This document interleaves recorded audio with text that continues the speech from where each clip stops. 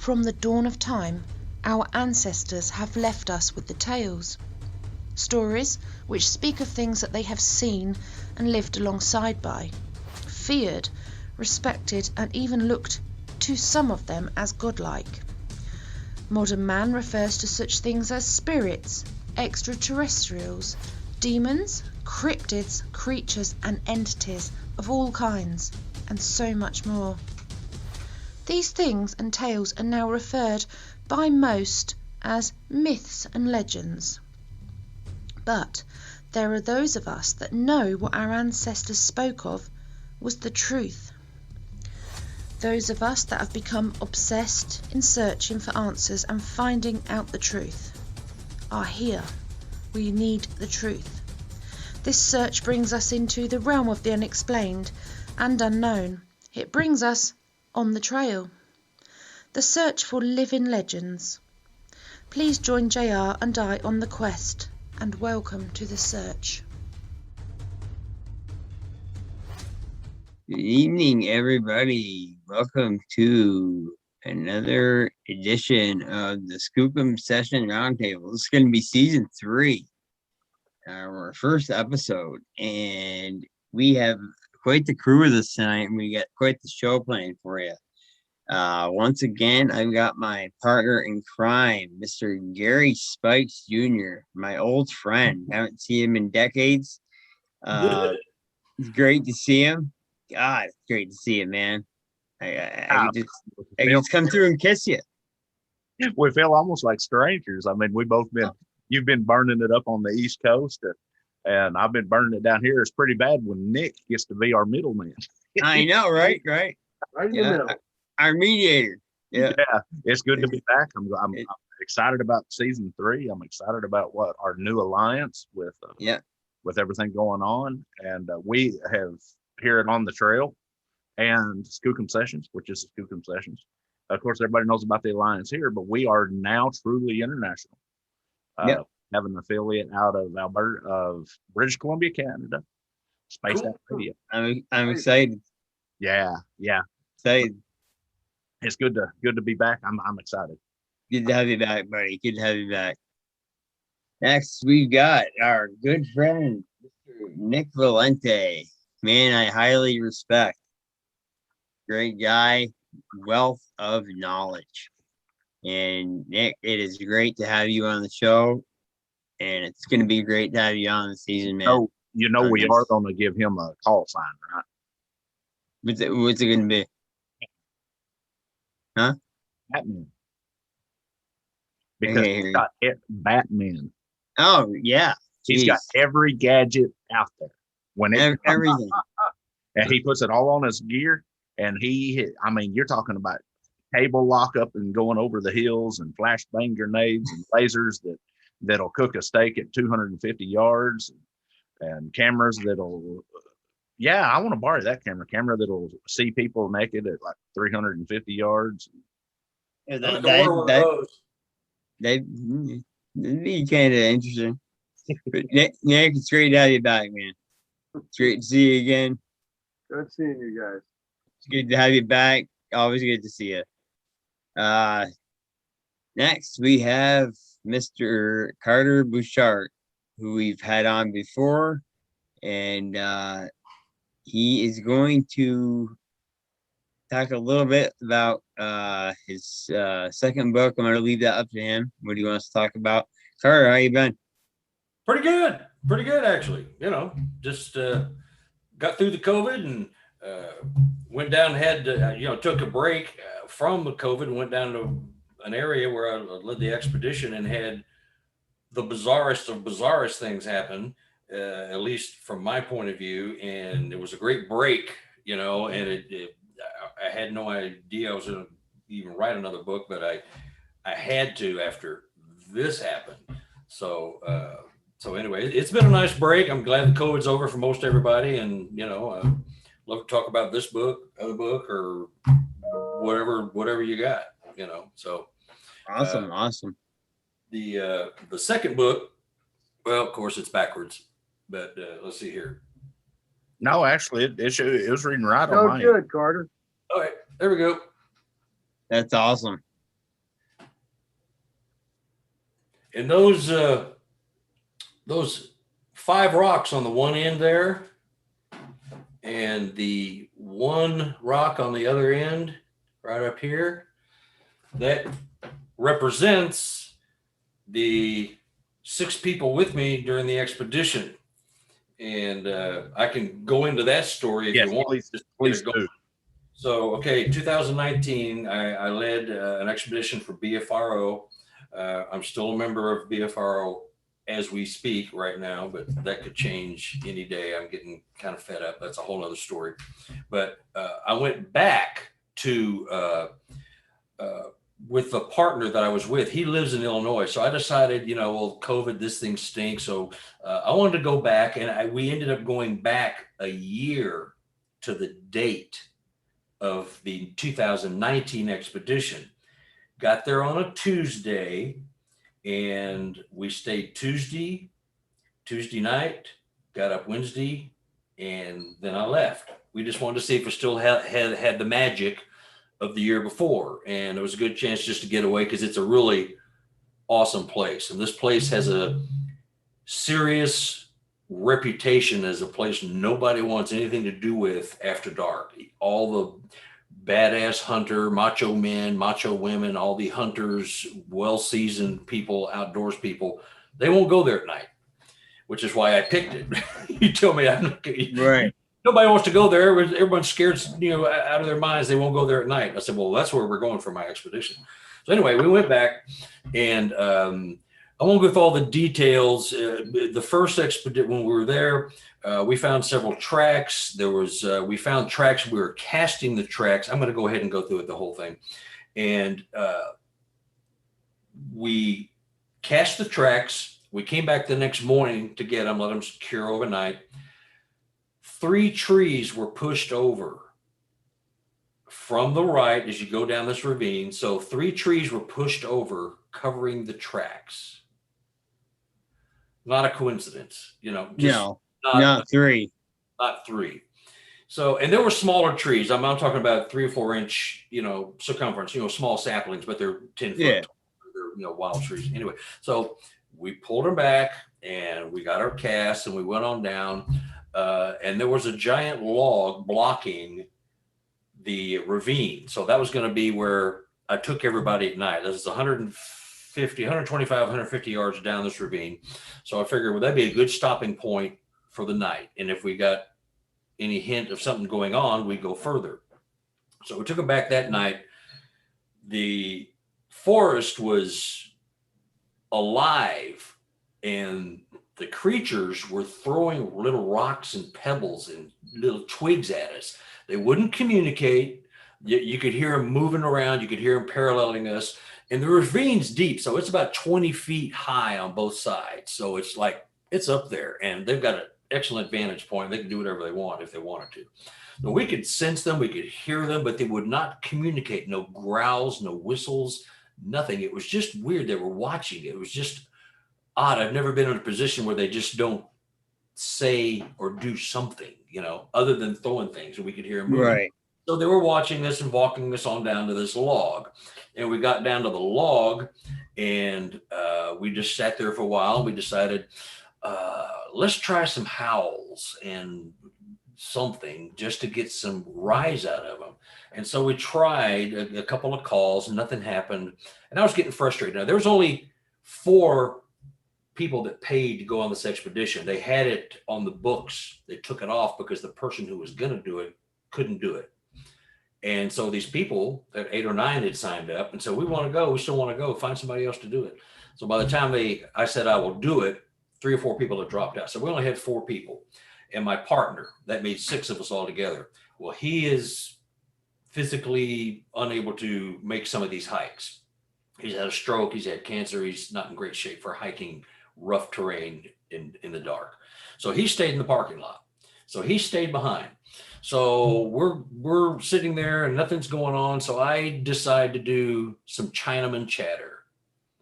And I did my best Ron Moorhead's Chinaman chatter out of the Sierra Sounds.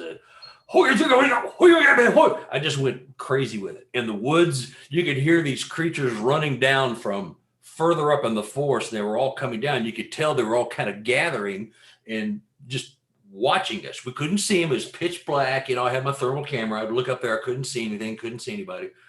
And so anyway, we decided to go ahead and go back because that kind of spooked a couple of people. And I didn't want somebody running berserk into the forest in the dead of night, freaked out and hurting themselves. So we went back.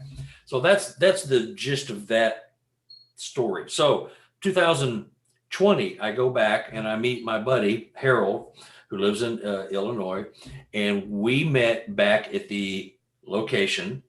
And then I got him to walk down to where we were. He was able to see it and do it at night. And we found 2 more giant trees pushed over from the left. I'm talking about 50 or 60 foot monsters, big, huge 60-foot trees. They were pushed over from the left. So they completely blocked our path. So I climbed over and I could see that the original log that I had seen that was blocking the path had been cut into 3 sections. And I determined that is hunting season when we went down there, and I saw hunters up in the tree on the expedition. And so I think what they did was cut that log so they could haul their kill back up to the vehicles. So we're there, and I said, I'm going to leave a couple of cameras here just in case. It's still kind of a spooky, feely area. It feels good. It has that creep factor. And so I left a couple of cameras there, and I was going to go back to Kansas City Wednesday morning, the next morning. We just went for a couple of days. So I left a couple of cameras, and we left about 1:30. This was a Tuesday afternoon, right in the middle of COVID, and it's fall, so it gets dark early. So this comes into play later. So Harold had gone with us, but he stayed in the car on the Friday night during the expedition. And on the Saturday night, he stayed at camp and didn't go with us because, he was just physically infirm. And actually, it's kind of good to stay back at camp because sometimes stuff happens when everybody leaves. So I go back the next morning to get my cameras, and this is what I found.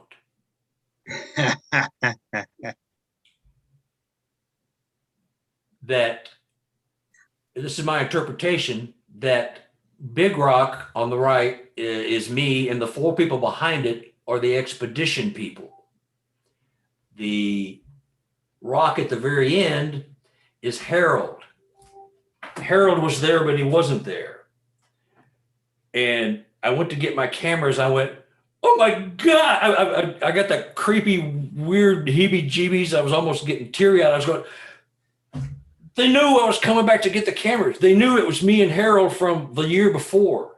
They knew. Sure they knew. That it was us coming back. And they left those rocks there. Now, of course, there could be other explanations, but I left at 1:30 or 2 on Tuesday afternoon.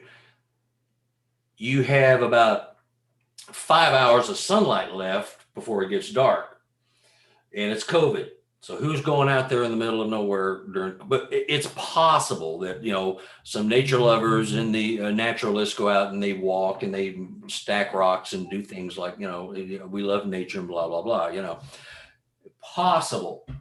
But numerology being what it is, those 5 rocks and the rock over there was for Harold, who wasn't there, but he was there. That just told me that they knew, they recognized us from the year before. I know I'm postulating greatly here, but if you think of the alternative solution, which is some nature lovers went out there hiking Tuesday afternoon after we left, and they left those rocks exactly where we were. I mean, that's a possibility, but the numerology of it all, and then the weirdness that's been going on at our home since then, it just spoke that they knew that was Harold and I from the year before during the expedition. Do I want it to be true? Of course, but Occam's razor, what are the other logical potential explanations? The more you have to explain something, the less likely it is. So you try to find, alternative explanations for anything in nature and science. So that is what inspired the book, was that even Harold was going, I don't know if I've ever experienced that. He felt the same thing. It was just like, that is creepy weird. That is cool, but it's creepy weird. It's just like, how does that happen? So I come back and we had weird things going on at my house while I was gone. And it's been happening ever since. I've had more weird stuff going on at our house in the last year and a half than I have had probably in the last 10. Coincidental, I don't know. Whether something followed me home, I kind of hope it did. I'm not afraid. I haven't got any kind of threatening vibe or anything from it, but that's what inspired this book, was that happening. And it was just like, it can't be anything else. I guess it could be, I have to have an open mind. It could be, but that's what it told me was they knew we were back and they were jacking with us, and they memorialized it with those rocks on there. Could there have been 7 or 8 rocks and a squirrel or a deer run by and knock one off? I guess. I mean, there were stacked rocks on that big log had been cut into 3 sections. There were stacked rocks on all of them. Groups of 2s, groups of 3, but this one here was right where I put my cameras. I mean, it was like right there. My camera was right there. So I just put it all together. So it's incredulous maybe, but it's just, that's what happened. So that's the inspiration for the book. So very cool. You just have to wrap your head and have an open mind that it's a potential. Yeah. But what are the odds of 5 rocks and then another one at the other end being there 1 year to the date, and it was just, that just told me they're watching me. I couldn't make anything else of it than that, so. Yeah, Nick, what are your thoughts? All right. I'm interested to hear your thoughts. Yeah, well, having the 5 rocks there and one large one representing him, Carter, as the leader. I mean, and then there's the one rock separated from all of them, indicating the one fellow that stayed back at the camp. I mean, they're trying to tell him something and tell him that's more than just a happenstance. That's a year later, I mean, yeah. It was literally 365 days. I mean, it was literally within a couple of days of a 1-year anniversary, because the expedition was October 15th through the 19th, I think, in 2019, Wednesday, Thursday, Friday, Saturday. And then we were back there Tuesday and Wednesday. It was the same date. Same group, Carter? Huh? The same group of people? No, it was just me and Harold the second time. Okay. We went back just to see if it still had the magic. And this place has a reputation of, you don't want to go there at night. A lot of people just won't go there. And it's the that like cemented it for me. Well, if you don't want me to go there, well, that's where I'm going, because I'm not afraid and it doesn't bother me, and I've been in weird spots before, and so that meant nothing to me as far as that. But the reputation, and it just, numerology and synchronicity, the whole thing, and just the vibe you got when you saw it, you just know you're in the right spot at the right time. When you've seen things and experienced things, you just know it is what it is, and it's nothing else other than that, even though those around you may not believe it. Right. Yeah.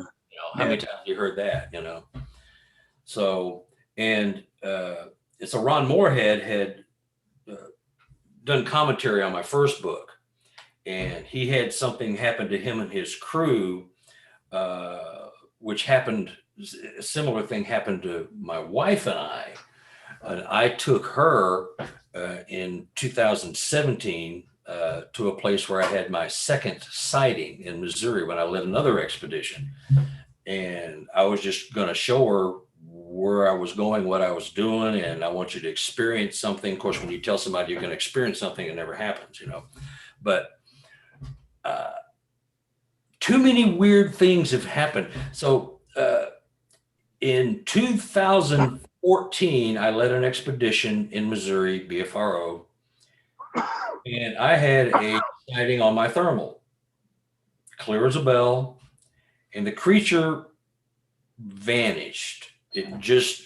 It came around this trail, and we had been looking for some lost other members of this expedition for a long time. They got lost. They lost their radio communication, and it was like 11 o'clock, 11:30 at night.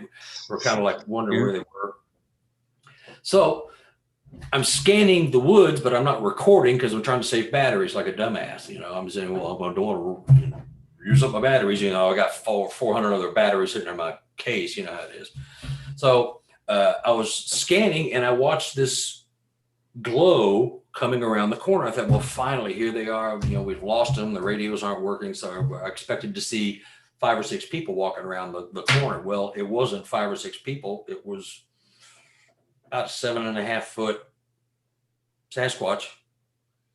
And I don't think it knew we were there because we were standing there in silence. And it took 1 step, 2 steps. On the 3rd step, it just, the flash, it was like a flash, and it just disappeared. And it left an outline of the Sasquatch, like a smoke ring. It looks like somebody had blown a smoke ring, and it was in the shape of a Sasquatch, and it just dissipated and it was gone. Of course, nobody else sees this, and I was with a bunch of closed-minded people, let's just say, that lived there. And for me to say that, it was my expedition, by the way. I was the expedition leader. I wasn't going to get into you know, that kind of crap at 11 o'clock at night with a bunch of goobers. So I kept to myself. I talked to a couple of guys in the morning, and we went back the next night and reenacted it. So, but it just poof, the flash, it was a solid heat signature. I mean, I saw it walking. I mean, it was walking, and then it just poof. And it was, it looked like somebody, literally, I can't explain it any better than a cigarette smoke ring of this creature. Then it just slowly just dispersed and was gone. Now, the next morning when you went back, did you guys go to the exact spot? Yes. Where you saw this? Anything on the ground? Anything on the trees? Nothing. No footprint. And it was, this was going to be this would have been in the fall too. This would have been October or November here in Missouri. Still not freezing, but cold. But there was nothing there to indicate, you know, no footprints or anything. And it walked across the trail that came down was the place I 3 years later took my wife. So it curved. So it came this way. And as you walk this way, that's where we were back over here. And so it just dissipated. It was just gone. Well, like I was telling you gentlemen before, I had done a 6-month study on Dogman and Sasquatch encounters and things that happened before, during, and after. And I continue doing that study today, even though I had stopped it after a 6-month period. However, I can add yours to it now, Carter, as number 409. And it just seems like, to me, I'm not trying to be closed-minded at all. I have to think outside the box. Sure. It's so possible that Dogman and Sasquatch are part of some sort of, I guess there's only one way to say it, an alien encounter type thing. It's possible they could be either the aliens themselves or put down here on Earth, you know, for some unknown reason to us, to roam around to collect information. And it may have been in your case where the Sasquatch was coming around the corner looking for the exact spot where he was going to get picked up. You know, it's a typical type of a tractor beam. Yeah. Zipped right up, and that's the end of it. And of course, you're not going to find anything. No. I mean, it's really what they call high strangeness, mm-hmm. and where the footprint ends, and there's no footprint there because it went up. That's it. Yep. Oh, I'm of that. I'm in the same ballpark as you are. I believe they've probably been here much longer than we have, and we're They just have, yeah, they we're must the have. interlopers, not them. We're the problem. We're the visitors. So this was a conservation area in Missouri. So I continued to go back there, and I had stuff going on almost every time me and my partner would go down there. So I decided to take my wife, because she believed I believed, which is sort of a semi-patronizing, but she sees all the evidence and all the photos and stuff out of my desk. She knows that there's something going on. Yeah. I'm not just wasting my time and money, our money. And so I said, well, I tell you what, I'm going to take you down to this area where I had the sighting. And I went, so she agreed to go. She's an old Nebraska farm girl. She's not afraid of, going out and getting dirty in the woods and all that. And she's a camper, and she just doesn't like to do it, but she will. So I took her back in 2017, and the expedition was 2014. It was my last one. So I'd gone back several times, and I went to the same area, but I came back from the backside. There's a gate that blocks this ravine because they don't want people driving down there because it's very dangerous. So I parked my car up at this gate, and you have to walk down 100 yards or so down this ravine. And as soon as we got there, she's creeped out. She's like, and I'm used to that. I get the heebie-jeebies. I know that they're in the area. You get that feeling, that you're being. Oh, I get it too. Yeah, you're not alone. They're there. So, and I'm not. It doesn't bother me at all. It's fascinating. I love it. So, so as we're walking down this ravine, she's like, I don't like this. Let's just go. I said, no. I want to show you, because I want to show you where I saw the one that disappeared, because I'm going to take her down the back way, down this ravine. And I ended up at the curve where you walk around, and that's when the creature disappeared. So I came out from the area it came from, as the direction we were coming from. So we're going down, and she's freaking out. And I said, I feel it too, but it's a good feeling. It's okay. Everything's fine. So just don't worry. And I said, look, the car is just right up. I shine my light up where I parked my car. Car's gone. I said, what? Where's my car? And she's looked up there. She goes, I shine the light. It's right there. I said, no, it's not. It's gone. Where'd it go? And I shined my light behind me at the other end where I was headed. And there was my car. I'm going, how did my car get there? We can't even drive down here. There's a steel gate with locks and chains on it. We can't even get down here. Your car is not down there. It's up there. I shine the light back up there. It's not there. I said, a car is down here, and how the blankety blank did it get down here? I'm getting a little upset, not freaked out. I said, how did the car get down there? She goes, the car is not there. I said, yes, it is. It's not up. I shine it, and there is my car where it was in the first one. And I shine it back down, and it's not there where it couldn't have been. For $1 million, it couldn't have gotten down there. And so then we said, okay, let's go. Well, that's the same thing that happened to Ron Moorhead. See, which is where infrasound comes in. My theory is the infrasound.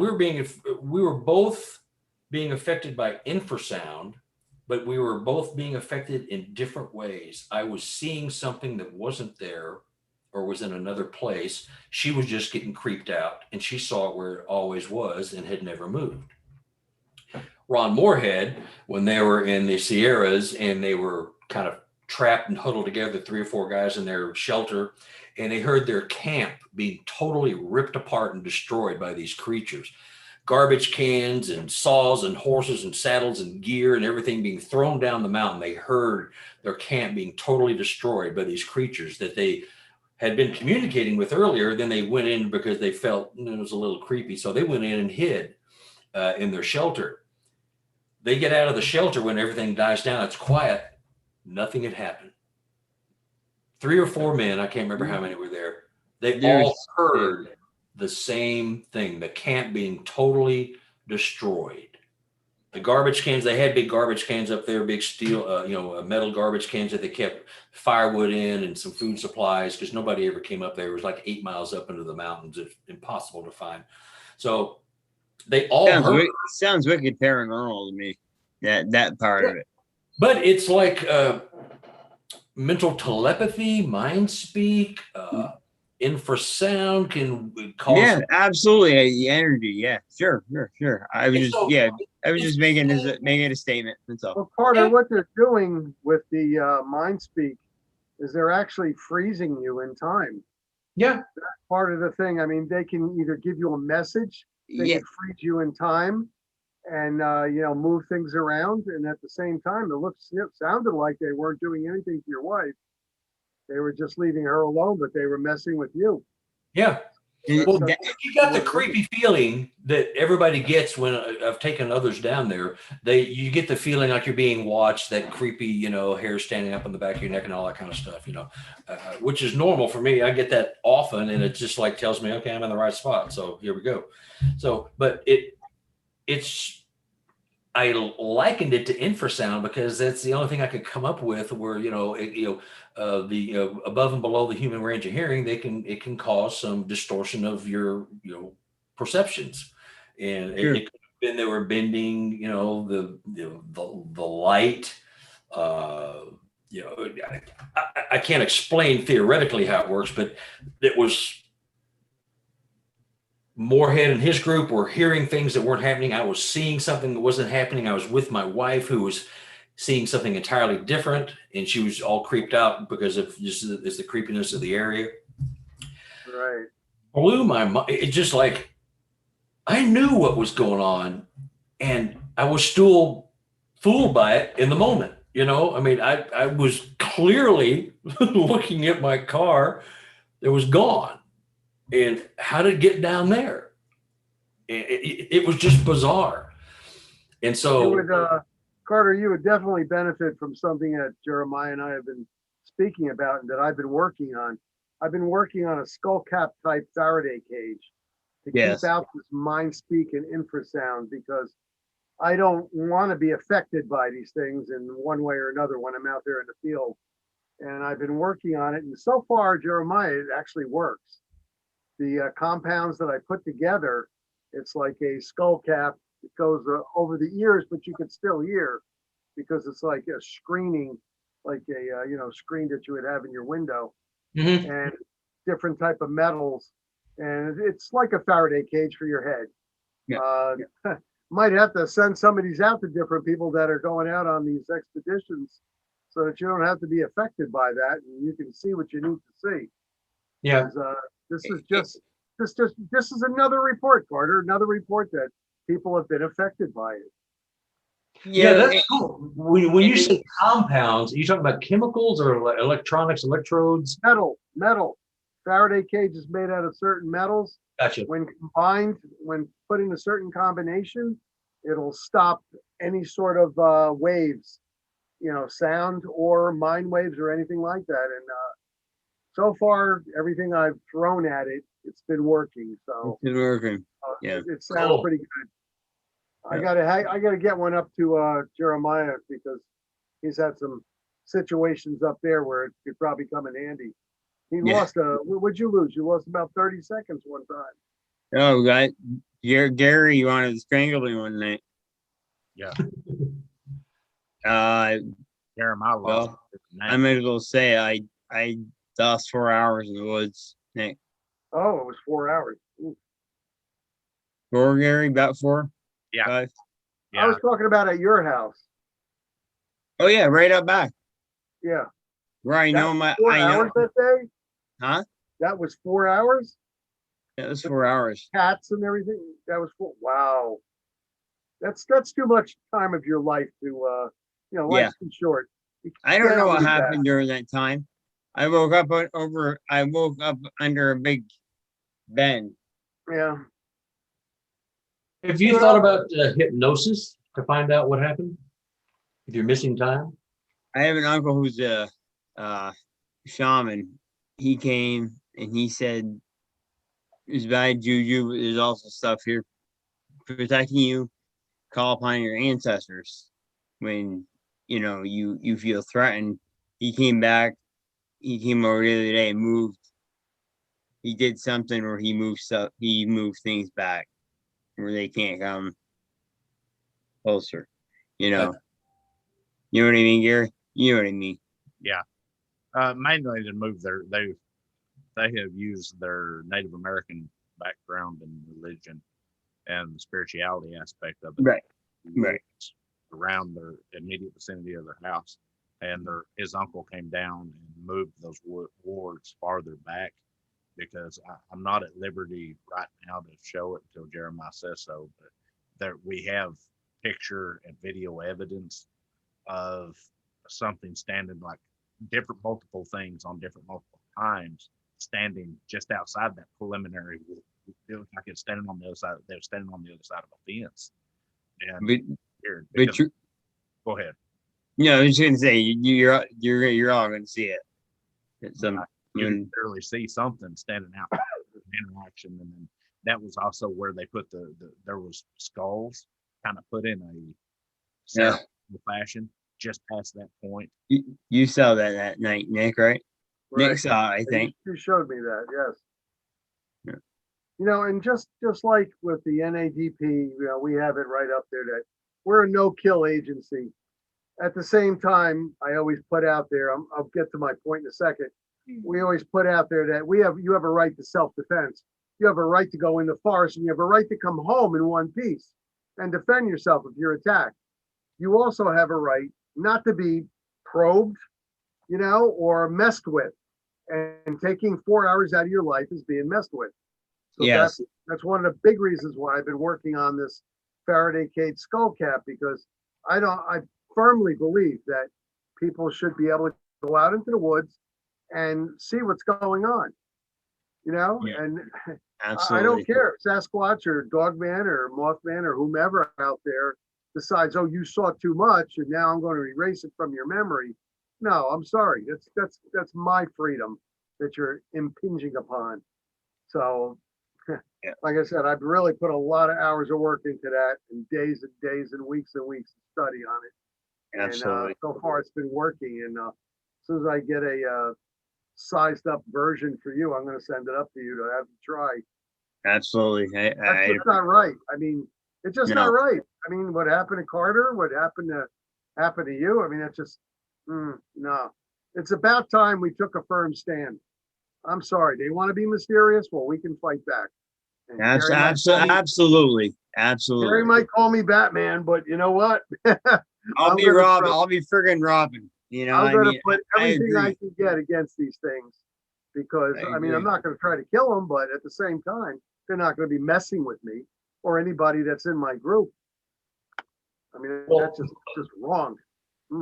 I had a guy, it's in the book, the second book.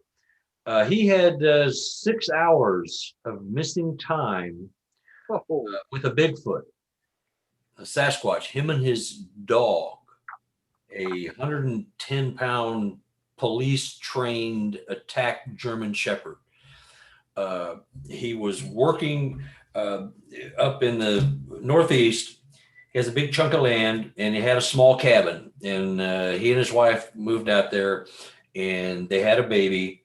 And then she was pregnant with another baby. Well, they had to enlarge the cabin because it was way too small. I mean, they loved the setting. So she went off and stayed with her parents, not too far off. And he stayed at the cabin. He stayed in a travel trailer, and because they turned all the electricity off because they were, you know, adding 2 rooms and enlarging the kitchen and doing all this. So the electricity in the house was off, you know.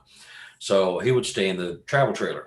But one night, and what he does, he runs a corporation. So he goes to work during the day, leaves a little early, comes home, and he manages the contractors working on the house, make sure everything's done. And he helps put the tools away at night and all this. So this is what he was doing one night, was putting the tools away. About 10:30, 11 o'clock, he hears something, and the dog alerts to it, and he growls for a short second, then it just stops and just freezes.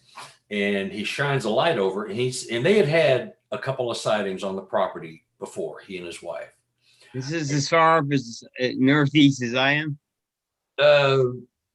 Massachusetts, Maine. Okay. Up in there. You're in New York, right? Yeah, Adirondack. Yeah, Adirondack. Yeah. So he shines a light and sees this Sasquatch, and it's about 10 foot tall, best as he can tell. And it's walking, not Big. running, not coming at him in a threatening bit. It's just kind of walking right toward him and the dog. And he's going, I don't want any part of this. So he grabs the last load of tools and runs them into the house. And he and the dog retreat to the travel trailer. And he locks the door behind him, and he hears it walking. He hears the feet crunching, walking. Don't forget to lock that door. Well, he locked the door, but they had some tattered blinds on it, and he realized, oh crap, I didn't bring my gun. It's still at the house. So he goes through the drawers and finds a butcher knife. That's all he could find in the house. So he finds a knife, and he says, it's got a lot. Well, he doesn't know. So he sees this creature circling the trailer, and he could see it through the tattered blinds. He could see it walking, see the shadow and the silhouette from the moonlight. And so they barricade him and the dog. They go barricade themselves in the bathroom. You know how big a bathroom is in a 32-foot travel trailer? Not all that big. Yeah. Room for 2 people, So, and he is leaning against the wall with a butcher knife aimed right at the door. It's about 11:30. His dog is sitting right next to him, leaning up against his shoulder, and he's just at attention. He's looking straight at the door, and they're just waiting for this creature to come busting through there. Next thing he knows, 5:30 in the morning. He's still like that. The dog is zoned out. He's in a trance of some type, but he's asleep sitting up. Dogs don't sleep sitting up. And the dog kind of wakes up, and they both go. And the only thing that woke him up was the sound of the contractors getting there to start work the next morning. And he goes outside, and the thing he noticed was that he wasn't stiff from being in this position for 6 hours. It was like he was refreshed. He just stood up and nothing had happened. I mean, he was not physically, tight. If you're sitting like this for 6 hours, you know how that is. You do that for 5 minutes, you're worn out. So I told him, and I've had some paranormal type things that have happened to me back when I was 10, 11, somewhere in there. That's a whole other story, but I'm aware of what can be going on. So I said, you really, probably should talk about, and he's in the book, and I told the story, and he sent me this really heartfelt letter, and he's one that reached out after the first book as well. He said, oh my God, I'm so glad you're doing this, and, thanks for listening to me and all that, because that people he talked to, they just laughed at him. Investigators, so-called investigator, just, buddy, you might, I don't know what the heck happened to you. They don't even hear it. They just, it's, So I said, perhaps you should get into some regression hypnosis and see if you can recall what happened. He really wants to. Most of him wants to. Part of him doesn't, but he really does want to know. But that's the first one I'd heard of 6 hours of missing time. I've heard a few with, UFOs and Bigfoot coming out of or going into or appearing after an orb or right after, or right before or during an orb. And but that was a bizarre, I really had no explanation, but it sounds like a UFO. But to what Nick was saying about, the Dogman or, the Sasquatch, there could be an ET connection with all that. I think they're here monitoring us, and they have to take care of us whether they like it or not, because they could certainly get rid of us if they wanted to. I mean, one by one in the forest, they could do something terrible to us if they wanted to, but they don't. I think they are here to make sure we don't screw things up any worse than we already have, with climate and everything else.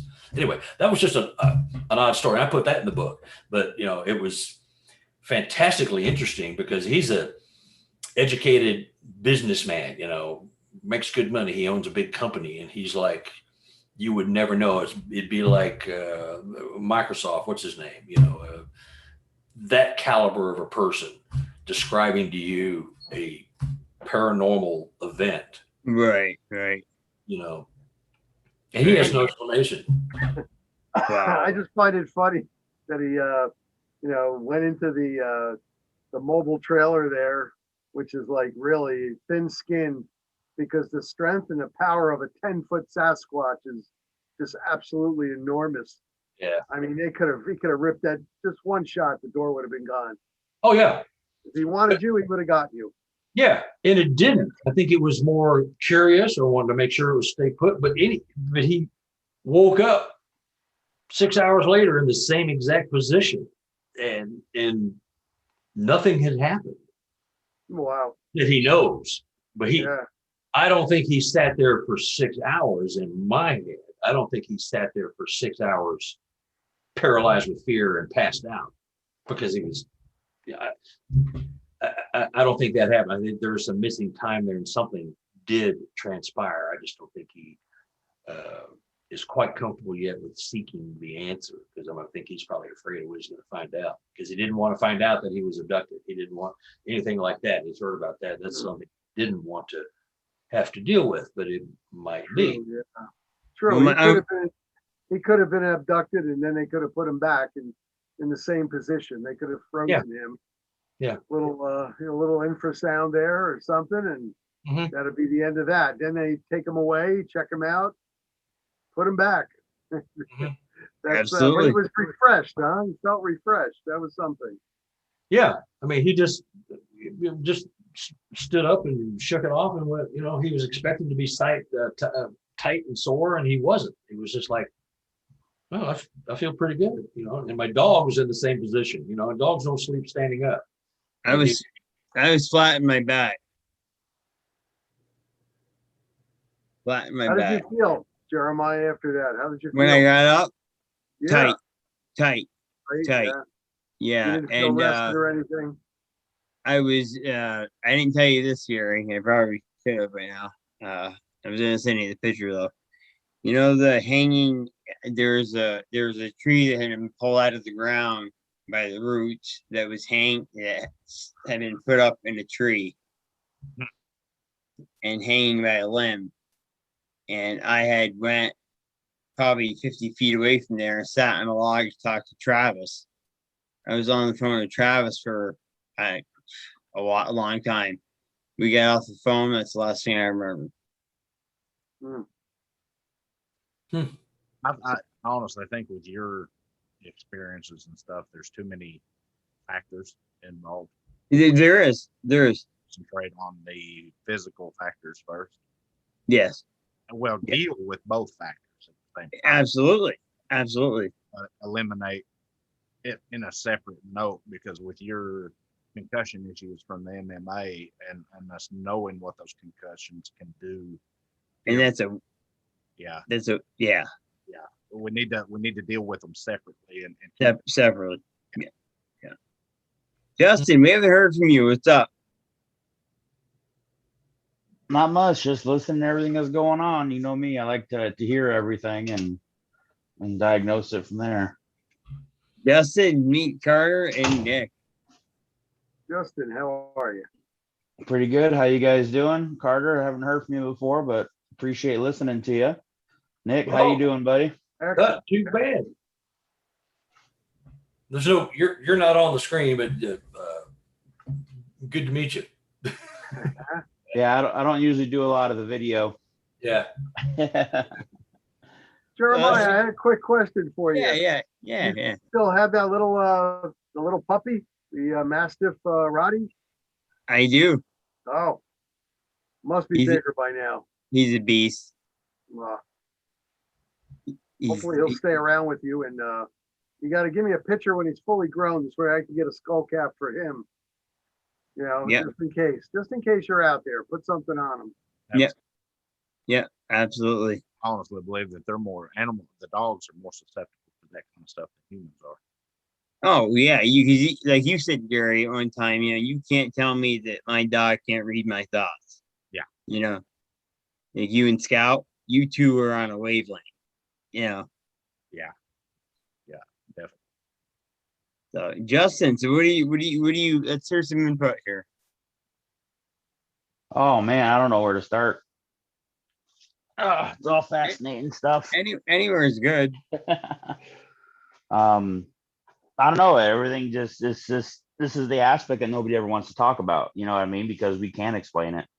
And that's where the hard part comes in with this kind of stuff, right? We all know the physical attributes, all the stuff that we study, but we start pulling into disappearing and flashes and intense mind speak and time loss. I mean, there's so many different things wrapped up there. Yeah. We're talking into realms even further beyond the normal science. We're, talking about infrasound. Well, we know some of the major effects of infrasound. Yeah. The physical attributes, the nausea, the feeling of vomiting, fear, and then the vomiting, right? All that kind of stuff. Yeah. But when it comes to things like loss of time, I mean, we have to wonder, is that infrasound or is that something else? Then you start tying into yeah, that is more mind speak than infrasound. Yeah. Infrasound is more like if you went into a tiger house, in a zoo, and you were down there alone, and you went up to the bars real quick. The tiger is going to let out a roar right from inside, deep in his chest, and it's going to go right through you. It's more of a threatening type of a thing. Yes. It's more as a weapon. Now that mind speak is more used to tell you something, to warn you, to sometimes threaten you, or to wipe out time, a time frame. Exactly. Mm-hmm. When I sent you that video, Nick, I had the one where I walked up on that group of whatever the hell they were, and I said, instead of running the other way or pumping them full of rounds, I had a conversation with them for 30 seconds. Well, one's in my face. I mean, it doesn't sound logical. No, not at all. They felt that they could control you. They did. They did. That's what happened, and they just blanked you out. Now, something that Justin said before, people just don't want to get into it. Yeah, I got to admit right here and now, and I'm not afraid to admit it, because my mantra, as I've said many times, is to prove or disprove the existence of certain cryptids. Yes. And what he said was that people don't want to address it. Yeah, some UFO people don't want to say that. Well, yeah, it's a possibility that cryptids are on their craft. A lot of cryptozoologists don't want to admit that maybe there is a connection with aliens, with alien life. I mean, nobody wants to open it up. And then to really open it up even further, it's the traveling between dimensions type of thing that could possibly be going on. And as you said, Jeremiah, it could be the paranormal. So we need to keep an open mind, and everybody, you UFOologists, paranormal psychologists, cryptozoologists, we need to keep an open mind and work together if we're going to solve something like this. Exactly. We really need to do that. If we combine our information, we've got so much more information and so much more input.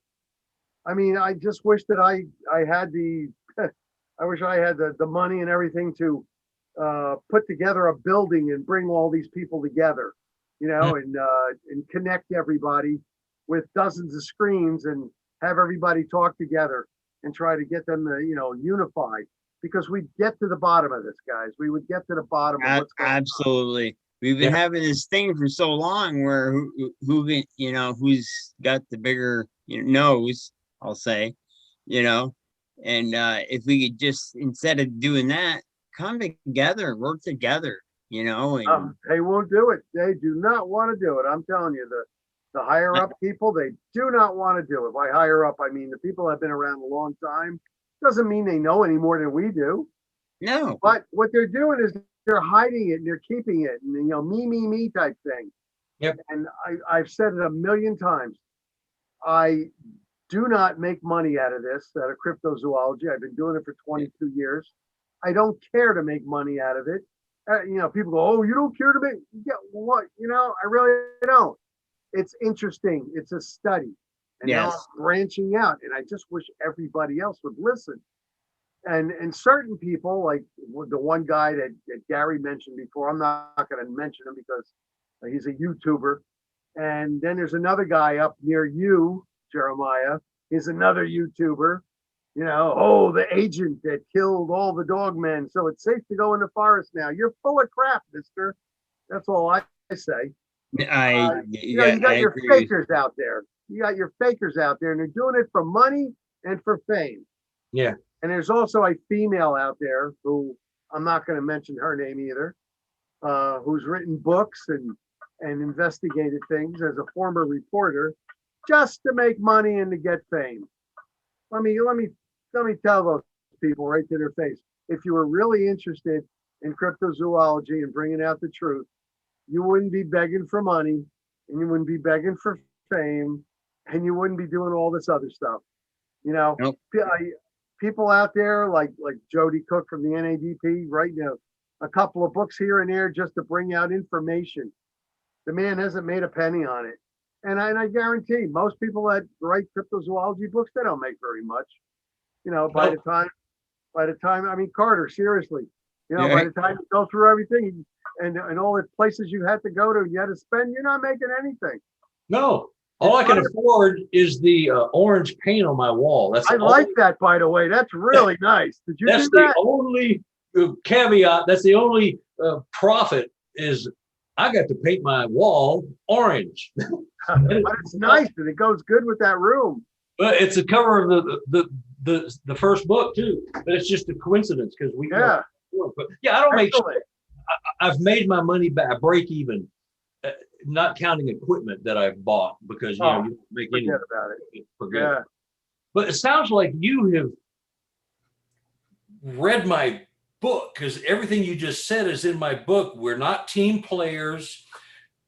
Nobody wants to talk about that. Well, I found a bunch of people that want to talk because other investigators from the Bigfoot database groups, BFRO and whoever else, that scorn any kind of paranormal stuff. Yeah. So these people want to talk. They want to tell their stories. And people are starting to talk about it because I guarantee you the audience that you think you're going to lose, the flesh and blood ape only in the woods, you're going to lose those people because there's so much more to it. And you just, and we're all taught, every one of us sitting here has been taught since we were an amoeba that UFOs don't exist, Bigfoots don't exist, no Gigantopithecus, no nothing. This is how the world is. You go back 10 generations, 25 years of generation, 250 years of all the disinformation. You know, we're taught how to think. So when you go to school, the teachers who taught the teachers, who taught the teachers, who taught the teachers, go back 10 generations, you're just peddling disinformation and it's hand fed to them. It's in the textbooks. Exactly. You know, there is no this, there is no that. There's a God, there's a hell, there's a heaven, and Republicans, Democrats, and that's it. You know, none of this other stuff can happen. And if it does happen, it only happens because we say how it happens and when it happens. So we're all at each other's throat because it is a money grab. It's like, I want to be more famous than you are. And then there's the regular scientific community who says we're all full of bunk.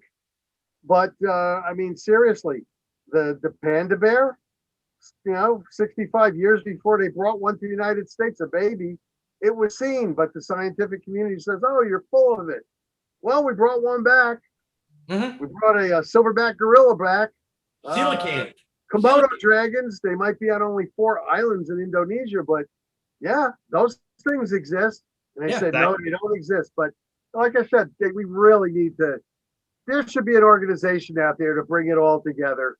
I wish to God we could somehow do it. And Gary could bear me down on this. With the military, there was such, I don't want to say animosity, but such grabbing of wanting to be the first one and to get the promotions for doing this and that. Like when we had in, I guess in Iran, when we had our people from the embassy that were, you know, being held hostage. Gary, did you hear the first part about this? I'm talking about the creation of SOCOM. Yeah. Finally, when all the military branches got together and said, let's form SOCOM. So we have one dedicated, you know, Air Force of helicopters and planes that we can use and this and that and the other thing. Finally, we got to doing something really good and kicking butt out there the right way instead of us having that horrible thing that happened in the desert, you know, when we were trying to get back the Iranian our hostages that were in Iran. what I'm trying to get at is that science, cryptozoology, UFOlogy, paranormal. My God, can you guys imagine the power that would come together, the brain power and all everything? Unbelievable. People sharing stuff. I put that on my book. I put the very same thing. Yeah, we need to. I never read your book, Carter. I never read it, but I'm going to mail you guys one. We need to create our own science. Yes, sir. Science sucks. The physical science, the science that we rely on. If you want to learn how to make a battery out of a potato and a nail and some wire, or the mating habits of the gerbil, that's the science we're asking to help us on this. They don't care because they know, or they're not going to risk their PhD and their tenure by let somebody else do it. Let somebody else put their name on that, because I ain't going to do it, because I'm published. I've done papers. I've been peer reviewed. Yeah. Plus, there's only a certain amount of money out there from the different companies that will throw it at them, for their research, and they don't want cryptozoology to get any of that money, from research. So basically, it's all of us out there doing our own stuff, because it's no longer the romantic age of let's go on a safari and find the Loch Ness monster, or let's go find the silverback gorilla. It's no longer that romantic age anymore. Yeah. Now we're in the science age, and everybody's got their cell phone, and that's it. And my God, guys, if we could create a super type of organization to do all this, I can't imagine how far we can go. That's the goal. I've seen a lot of you guys have heard it. I tell people all the time, I've seen Bigfoot at 18 inches, but I tell people all the time, folks, my Bigfoot's no bigger than your Bigfoot. I don't need to make just seeing one alone is great enough. But Carter, on what you were saying about the whole paranormal thing, I was a straight line primate. These guys know this, straight line primate in the woods.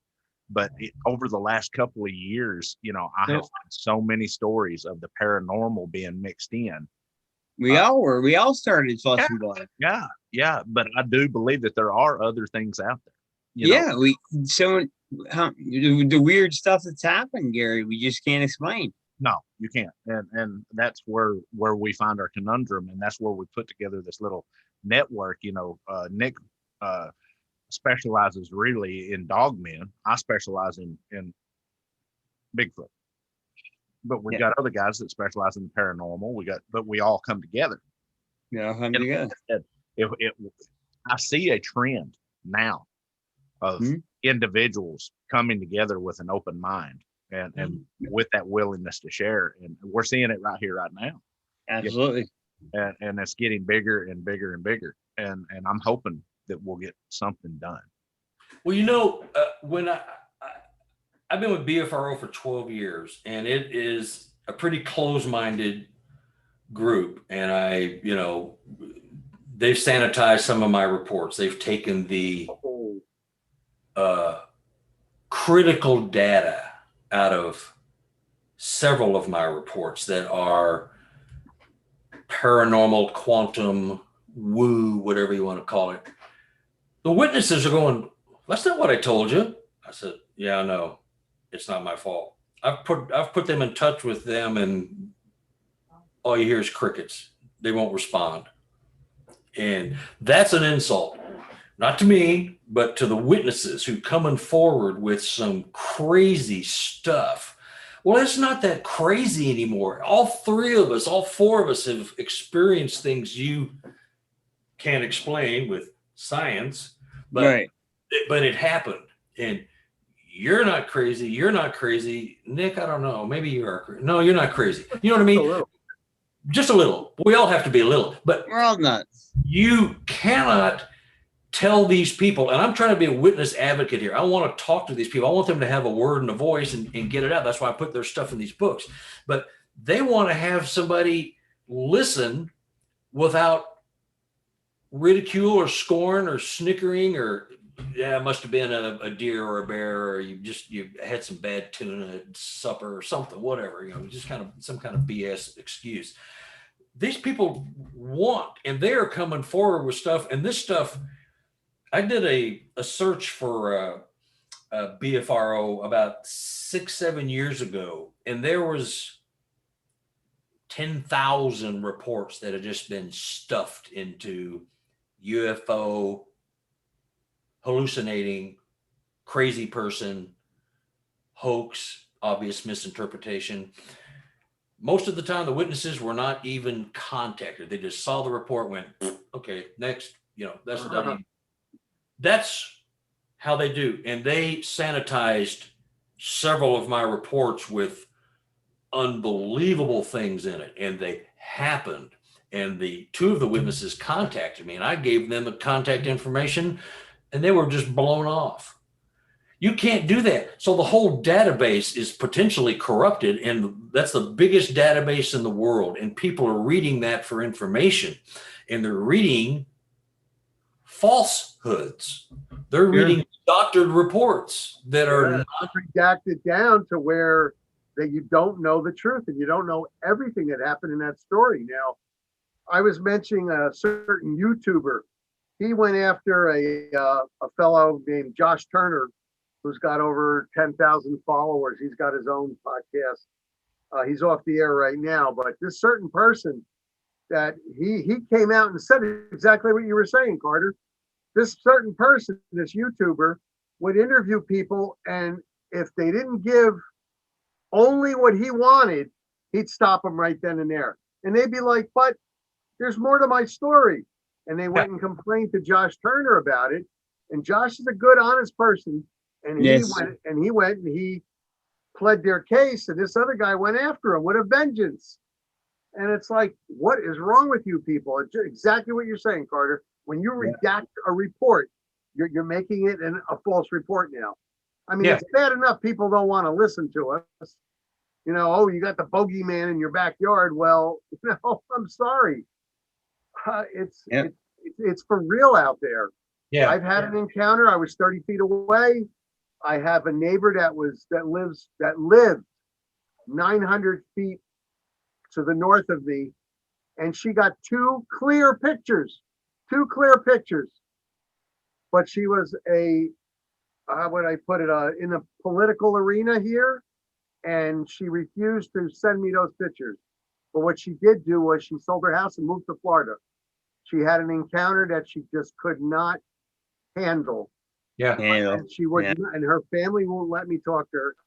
I saw the two pictures that she took with her phone that morning before she called me. And, and you put things like this out there, and people are going to just redact, information. It's just bad. It's just bad. Yeah. It's horrible. And that, guys, listen, I gotta shut this down for the evening. I hate to do it, but I gotta do it. It's okay.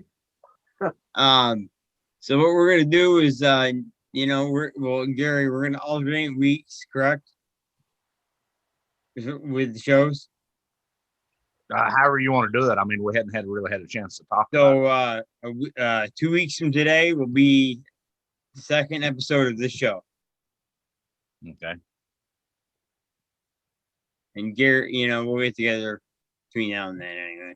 Yeah. If you have time for me, that is. Your old buddy. Your old buddy. I'm just joking.